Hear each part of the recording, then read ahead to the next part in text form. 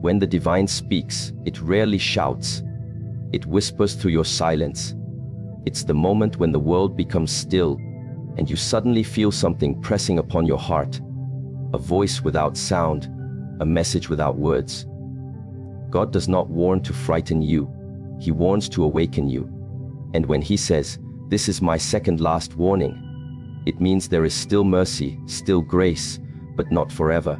You have been guided before, but you ignored it. You felt that inner pull, that nudge to change, yet you waited. You said, "Tomorrow I'll start. Tomorrow I'll be better." But what if tomorrow never arrives the same way again? The divine warnings are not about fear. They are invitations to return to your truth, to stop drifting in distraction, to stop pretending you're fine when your soul is whispering for help. When God says, "This is your second last warning," he is not speaking to your ears.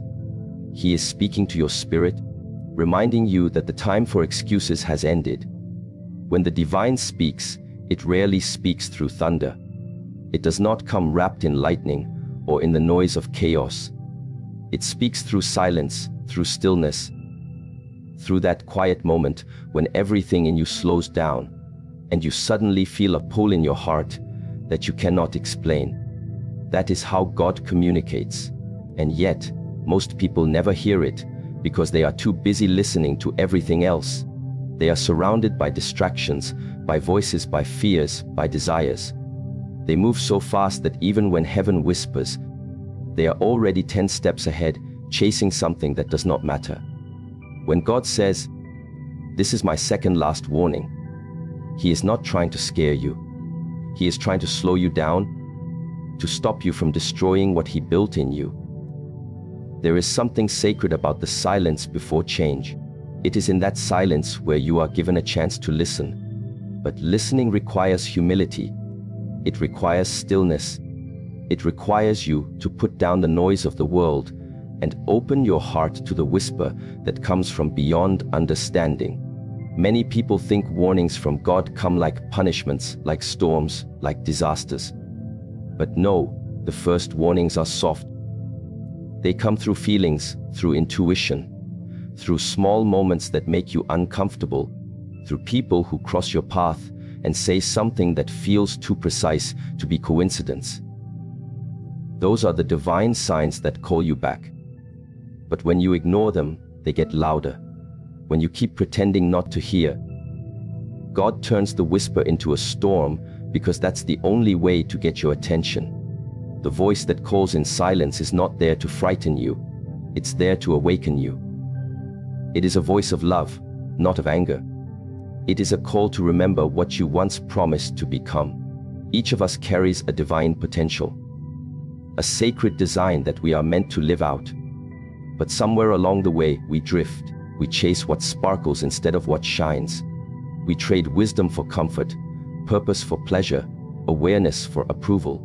And then, when everything starts to feel empty, we call it bad luck. But it's not luck, it's alignment. God's warnings come when you've drifted too far from your alignment.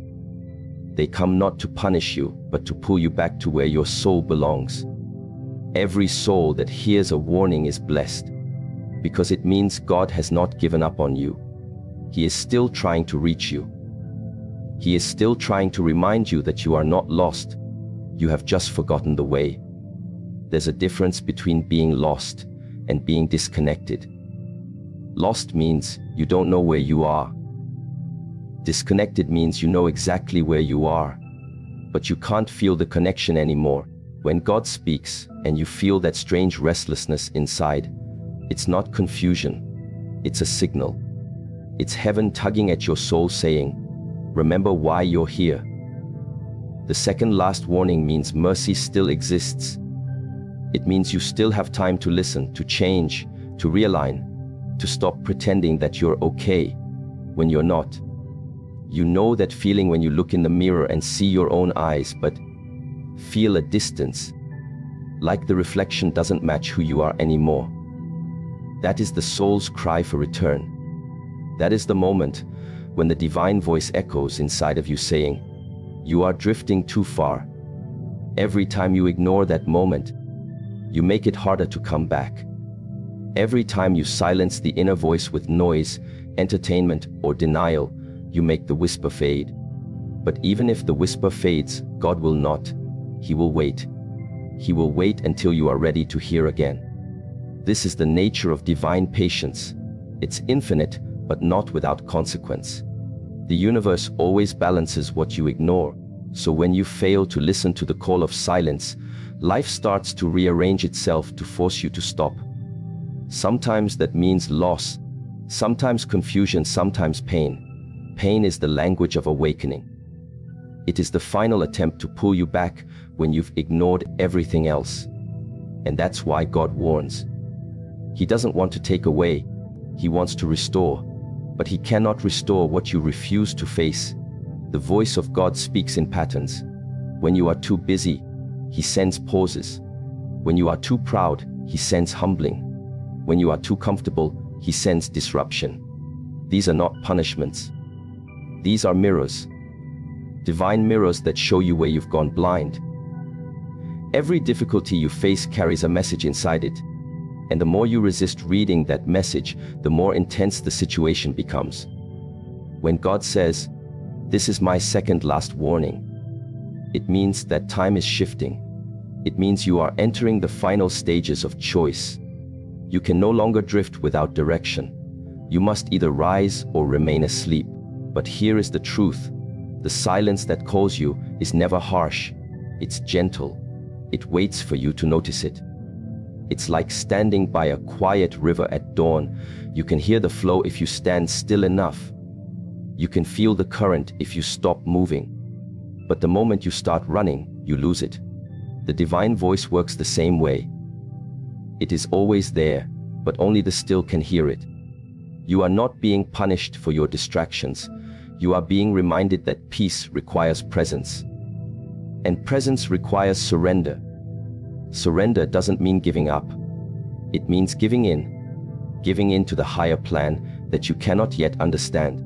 The reason many people never change, even after hearing a warning, is because they confuse surrender with weakness. They think listening to divine guidance means losing control. But in truth, you were never in control.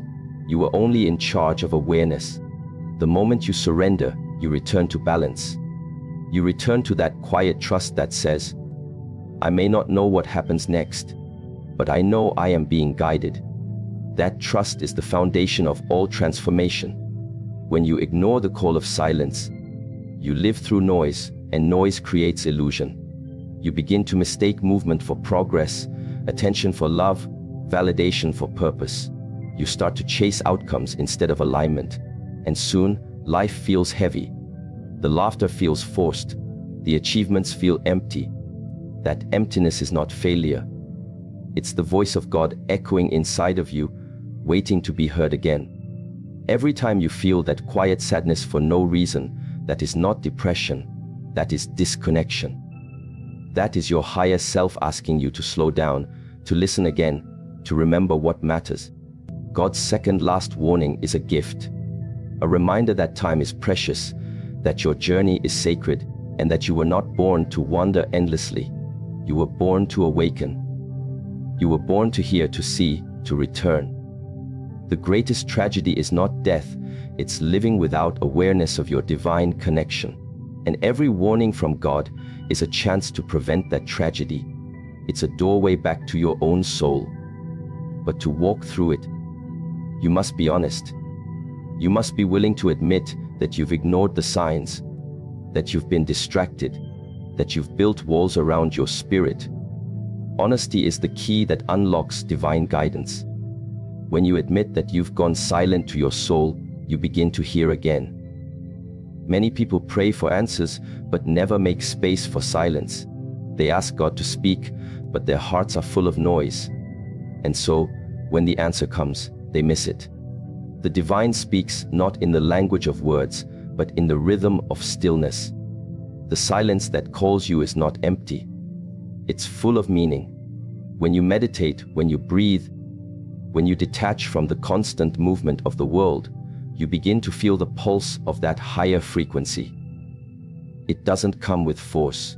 It comes with gentleness. It comes like a feather landing on still water. And if your inner world is turbulent, you will not notice it. The reason God warns before he acts is because he wants transformation, not destruction. The universe is built on mercy first, justice later. Mercy is the whisper. Justice is the echo that follows if you ignore it. Right now, if you feel a deep call to change, that's mercy. If you feel uncomfortable where you are, that's mercy. If your plans are breaking apart, that's mercy. Because something higher is trying to realign your path. You are being called home, not physically, but spiritually. The divine is saying, remember me before you remember the world. Sometimes you don't realize how far you've drifted until God stops everything around you. When you lose people, when opportunities disappear, when the noise of life fades, that's not rejection. That's redirection. He takes away what keeps you deaf so that you can finally hear. And when you begin to hear again, you start to understand that everything you feared losing was only keeping you from seeing. Every door that closed was protecting you from walking into something that would have cost your peace. Every delay was a message saying, slow down, you are not ready yet. So when the voice in silence calls you now, do not ignore it, sit with it, let it speak.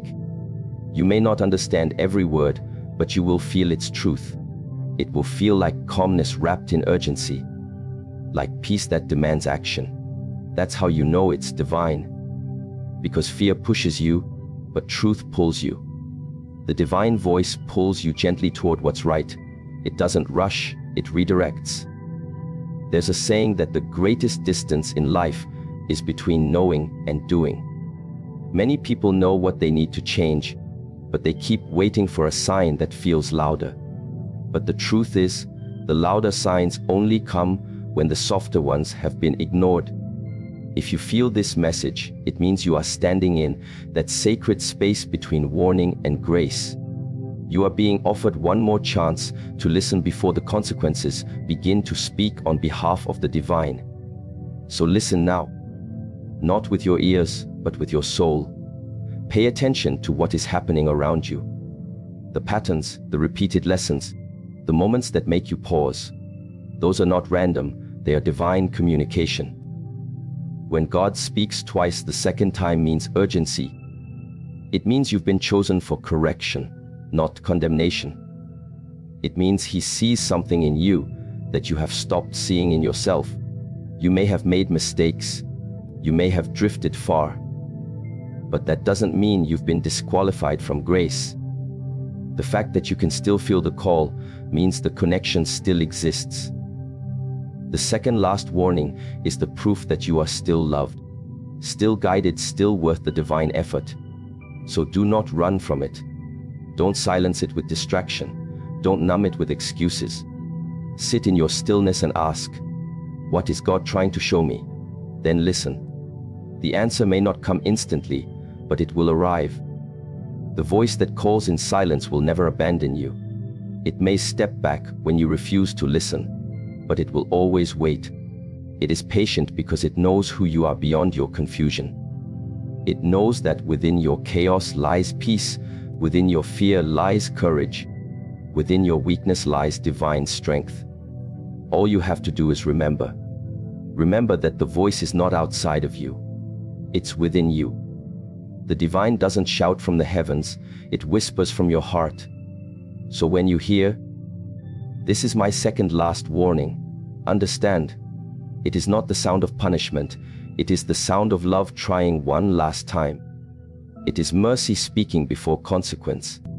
It is light trying to reach you before darkness teaches you. You have been given another chance to turn inward, to reconnect with the truth, to realign with what your soul already knows. You are not too late, but you are being reminded that time is sacred. Every breath you take is a gift, every heartbeat is a message, every sunrise is an opportunity to start again. The silence that calls you now is not empty. It's filled with purpose. It's saying, listen, reflect, return, because soon the silence may no longer whisper, It may become a mirror that shows you what happens when the call is ignored. So stand still, listen deeply. Let your heart remember what your mind has forgotten. The divine voice is not somewhere distant. It is right here now, calling softly inside your awareness. You still have time, but not forever. That is your warning. That is your invitation. That is love disguised as awakening. There are moments in life when you look back and realize that every sign was there. Every whisper, every redirection, every discomfort, it was all trying to guide you. But at that time, you didn't see it. You were too busy asking for clarity while ignoring what clarity already looked like. This is the burden of ignoring the signs. It is not that life stops speaking to you, it's that you stop listening. God doesn't abandon people. People abandon awareness. The truth is, most warnings don't come in the form of words. They come through feelings, through experiences, through patterns that repeat until you pay attention. When you keep walking the same path that leads you nowhere, when you keep attracting the same type of pain, when you keep losing the same kind of peace, that is not coincidence. That is correction. The universe does not speak in randomness. Everything that happens carries a message within it. The pain is the messenger. The delay is the messenger. The emptiness is the messenger. But when you are numb to meaning, you call these moments bad luck. You complain instead of learning. You question instead of listening. You fight the very thing that was meant to heal you. The burden of ignoring the signs is that life has to keep raising its voice. At first, it whispers through intuition. Then it speaks through patterns. Then it shouts through pain. And when that still doesn't work, it begins to remove things, people, opportunities, peace, direction, until you are forced to face yourself. That's how divine guidance works. When God says, "This is my second last warning," He is saying, "I've shown you enough times already. I've given you enough hints. I've protected you even when you didn't see it. Now it's time to choose." Look back at your life. Think of all those times when something didn't work out, when someone left, when you were delayed, when you felt an unexplainable resistance in your plans. You called it a setback. But what if it was protection? What if that was God saving you from something you couldn't see yet? We often cry over doors that close, not realizing they were never meant to open. Every closed door is mercy in disguise. Every loss is a message that says, "This was not your direction." But when you ignore that message, when you keep forcing what's not aligned, life becomes heavier. It is easy to miss divine communication because it doesn't speak to your mind, it speaks to your awareness. The mind seeks logic. The soul understands energy. When something feels wrong, it usually is. When you feel drained around certain people, it's not your imagination. It's your spirit reacting to imbalance. But when you ignore that feeling, you invite suffering, and then you wonder why peace feels distant. God gave you intuition as a compass. Every time you ignore it, you drift farther away from yourself. Sometimes the signs come as repetition.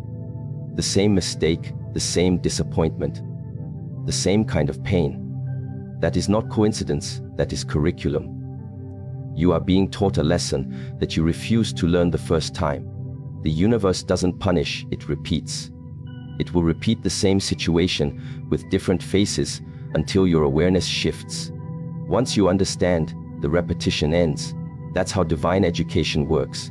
But until then, the weight of unlearned lessons sits on your shoulders.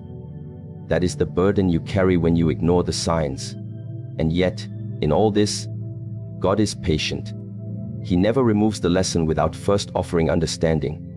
He keeps giving chances. Even when you lose your way, He still sends signals. They appear as coincidences too strong to be random. A stranger's words that echo what you needed to hear. A dream that feels too real. A sudden inner knowing that something has to change. These are not accidents. These are alignments.